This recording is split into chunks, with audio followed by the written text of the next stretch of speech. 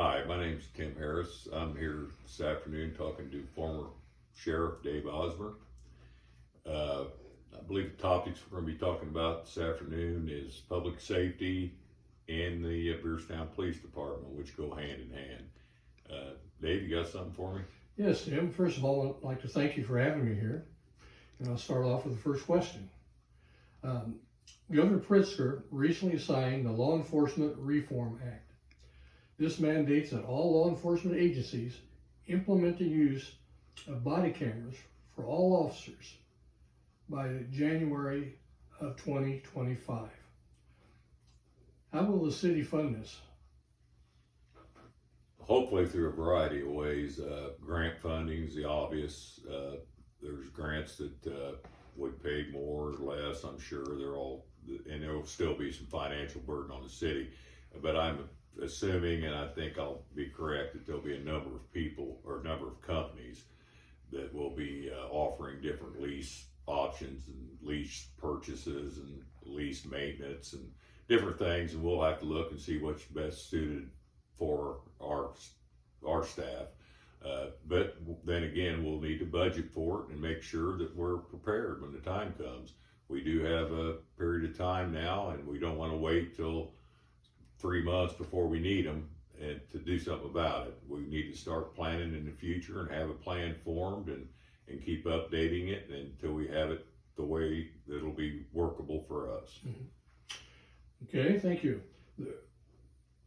Presently, there are several bills in legislation that are being looked at. They will require more training for the police. Will you work with the chief of police and try to come up with a more cost-efficient way to provide training? Oh, most certainly.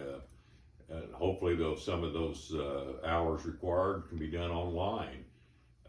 That would be a great help to every department. If it could be accomplished, some of it could be accomplished that way. If it's possible to work with other local departments in our surrounding areas that possibly share some of the instruction costs or whatever's needed.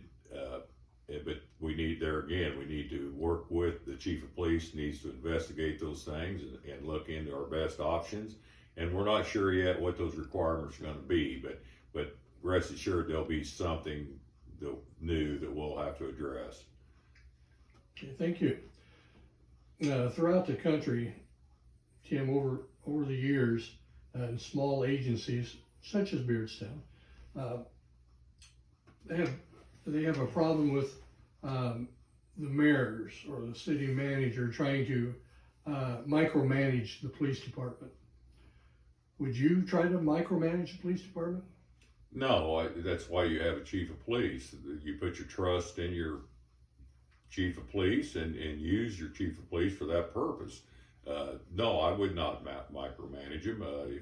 I have no police experience, and so the answer to that question is clearly no, I will not. Okay. Would you interfere with an investigation or an arrest by an officer? There again, that answer is absolutely not. That can result in felony charges against the mayor, and it would defeat the whole purpose of having a chief of police and the officers. They have to make their decisions and put your trust in them. But no, I absolutely will not interfere in any situation like that. And due to the amount of overtime within the police department, would you consider hiring another officer or two to alleviate the load? I think it's always something we need to be open to, because those situations with personnel can change from 1 minute to the next.